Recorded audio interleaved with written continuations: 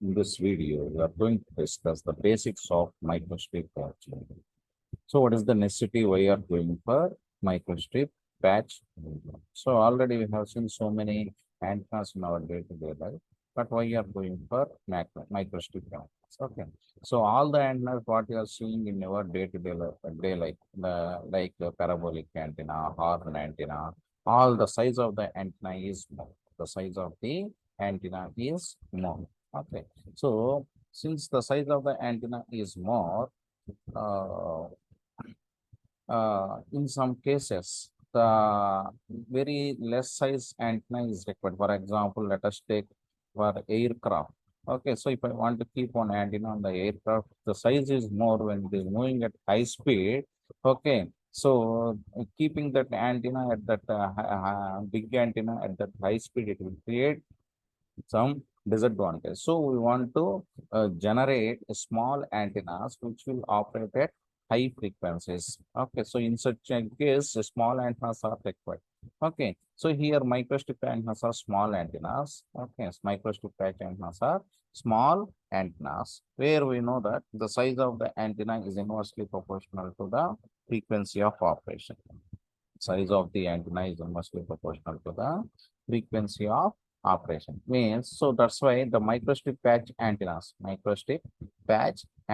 are used greater than 1 gigahertz. Okay, so since the frequency is more, automatically the size of the microstrip patch antenna is less. Automatically, the size of the microstrip patch antenna is less. Okay, so let us discuss what is meant by microstrip patch antenna. What are the parts of microstrip patch antenna? Okay, so coming to the microstrip patch antennas. Okay, so initially in 1953, in the year 1953, D Chomps. Okay, first initially without any critical proof, we had discussed regarding microstrip patch antenna.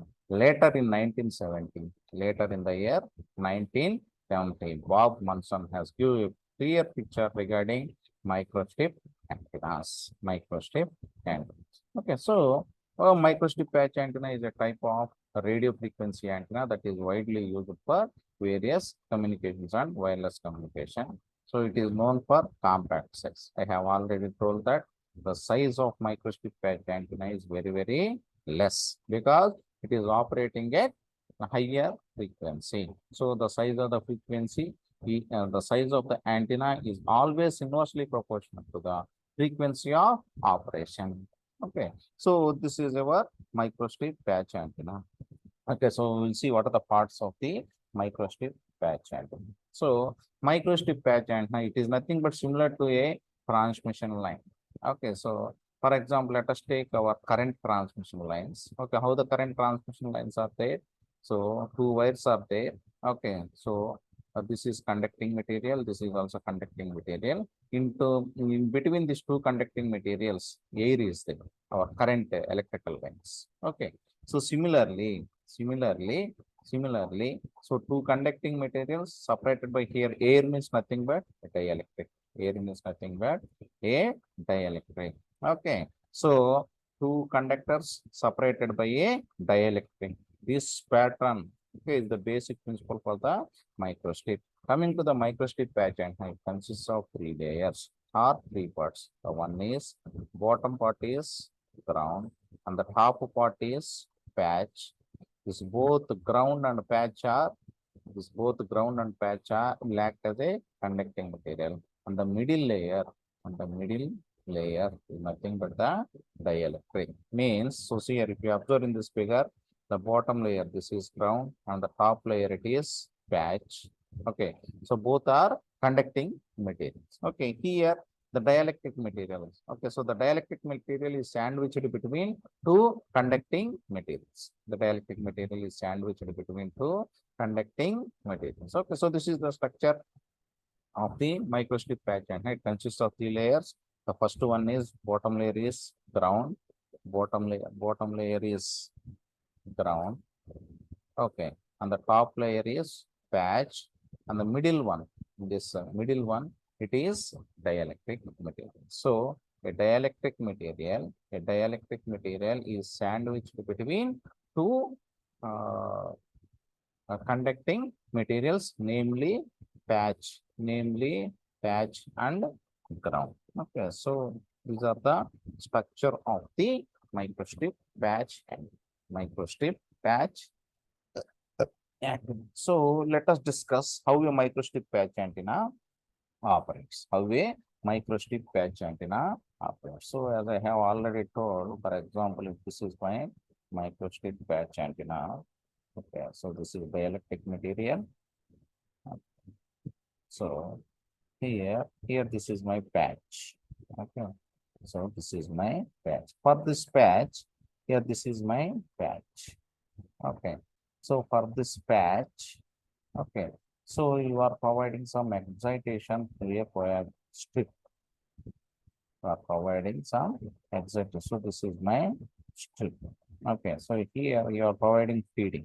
Here you are providing feeding. Okay. So this is dielectric material. This is patch. On the bottom layer, this one, if you consider, this is ground. Okay. So bottom layer, this one is ground. Okay. So here you are providing the feeding. Okay. So whenever you provided the feeding, okay. So where the original radiation takes place. Okay. So the original radiation takes place from the top layer, that is patch. How the patch will get radiation? Okay, so the patch will get radiation, for example, in this figure here, in this figure here. So this is patch. For this patch, I am taking one strip line. So here I am providing excitation here. So whenever I provided excitation, the current goes into the microstrip line and excite this patch and excite this patch. Okay, so here this is one microstrip line. This is another and the patch is another conducting material. This is, so you want to see such that impedance matching should be there. Impedance matching should be there in between the strip line and patch. How will you achieve this impedance matching? How will you achieve this impedance matching? So by varying the shape of, for example, if the strip size, for example, it is 2 mm, okay, and this is patch, okay, okay. So here, if by using this 2 mm, if I am not getting the exact impedance mismatch, I can change this 2 mm to 1 mm, or I can change this width of the strip to 2.2 mm. This is one method to get the impedance matching between the strip line and patch. The other thing we can do is, so this is my patch. Okay, so in one case, I can keep my patch like this for impedance strip line like this at the end, or in order to get impedance mismatch, I may place my strip line here. Not only that, means I can vary from this side to this side. I can vary from this side to this side until we will get perfect matching between the strip line and patch. Once the perfect matching is there in between strip line and patch, okay, so whatever the input power you have provided, that all will reach the patch and makes the patch to radiate Okay, so if we observe here, so here this is the strip line. Here you are providing the feeding. Here you are providing the feeding. Okay, so whenever you provided feeding, okay, so the current will flows in this and the electromagnetic waves comes into picture and the radiation takes place. So this is, if you consider this is the L is the length of the patch and W is the width of the patch. Whenever you provided feeding, okay, so the patch will get excited and electromagnetic waves comes into picture and they start radiating into the free space. Okay, they start radiating into the free space. Start radiating into the free space and as well as the substrate. Okay, so and what is this one? Okay, in the previous diagram I have shown that here what is this h? H is the height of the substrate, L is the length of the patch and W is the width of the patch. So in order to get better radiation, so for example, this is top view. This is side view. This is side view. So this is H. H is the height of the substrate. Okay, so this is how the radiation takes from the patch. Only at one side. This is how the radiation takes from the patch.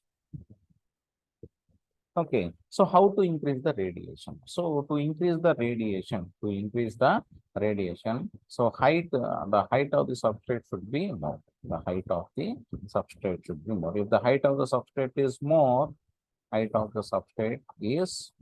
then we will get more radiation. But there is a limit.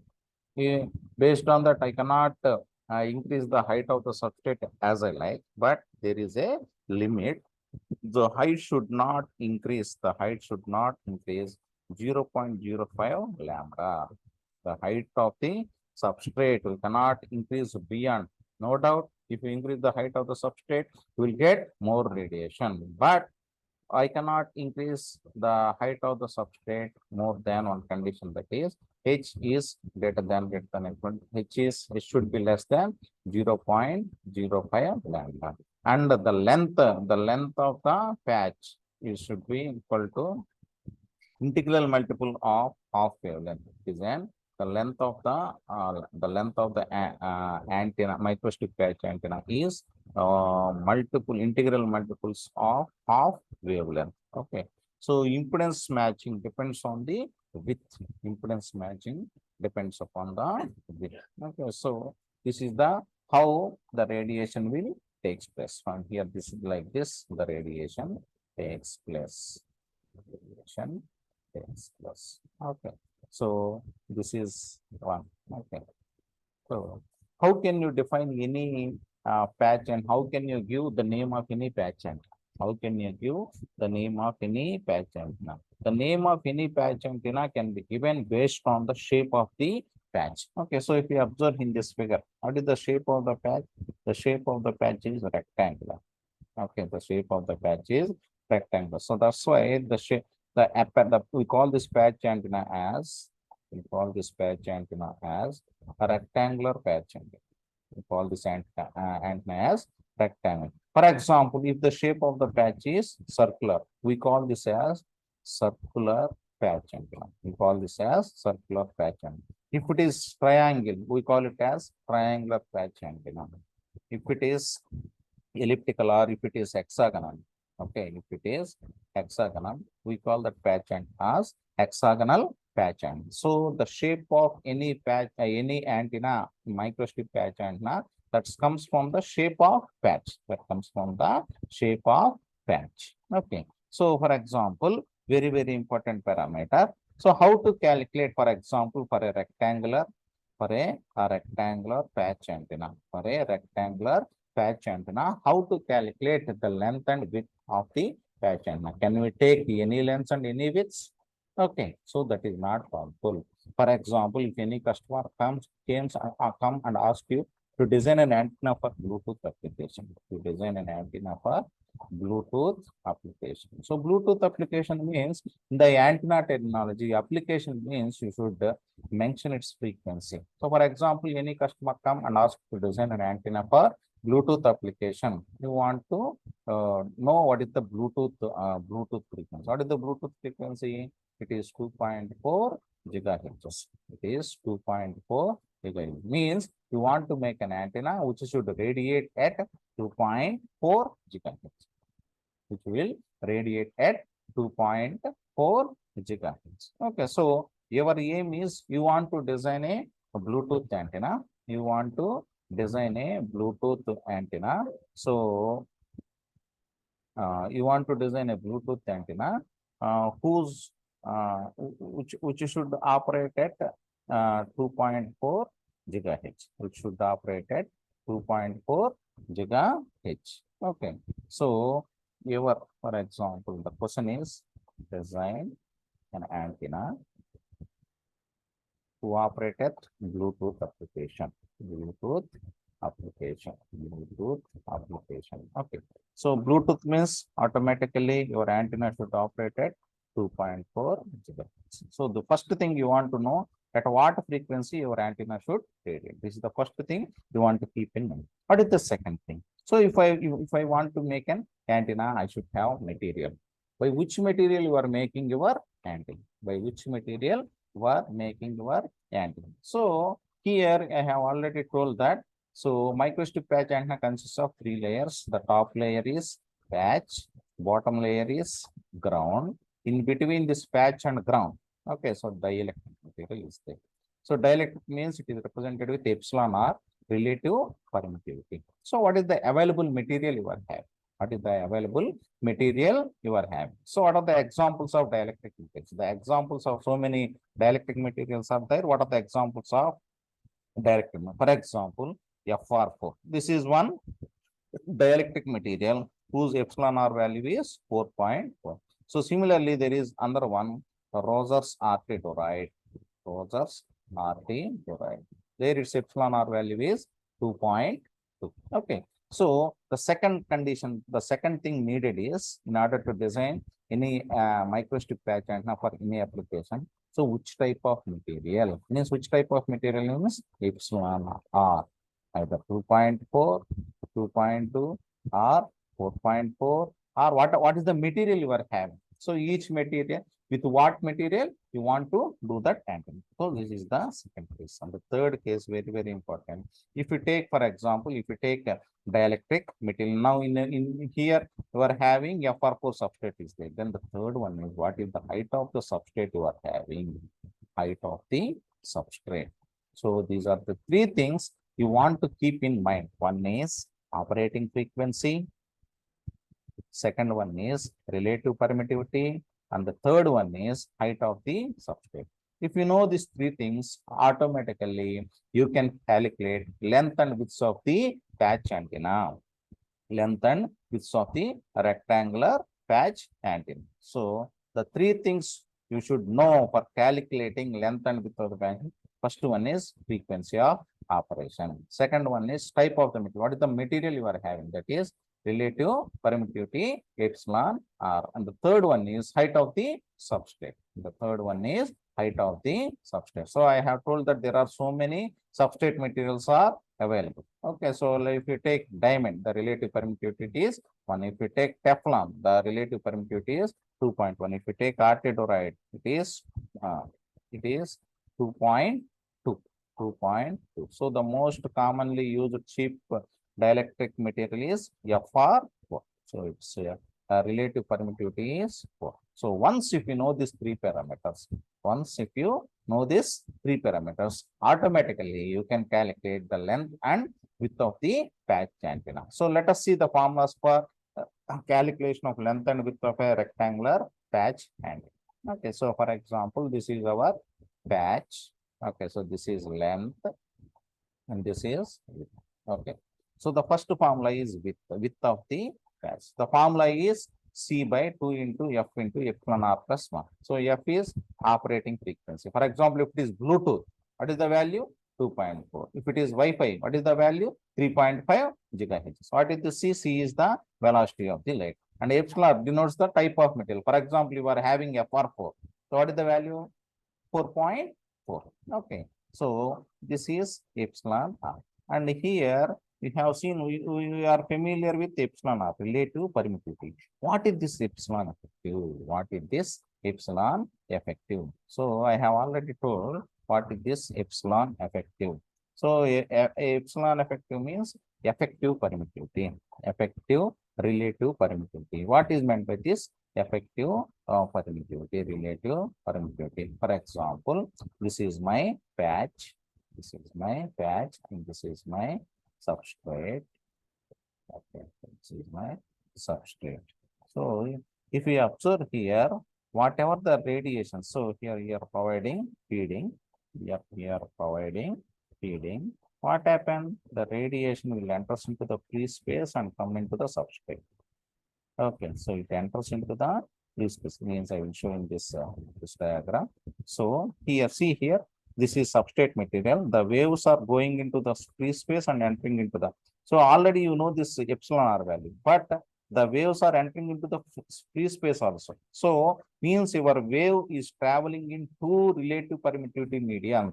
One is the air and the other one is substrate material. And the so means the whatever the radiation that is taking place, it is flowing in two different mediums. So the two since the radiation is flowing in two different mediums, that is nothing but epsilon effective relative permittivity, effective relative permittivity. The formula is epsilon r plus 1 by 2 epsilon r minus 1 by 2 plus 1 plus root of h. What is this h? H is nothing but height of the substrate. H is height of the substrate. Already you have calculated the width.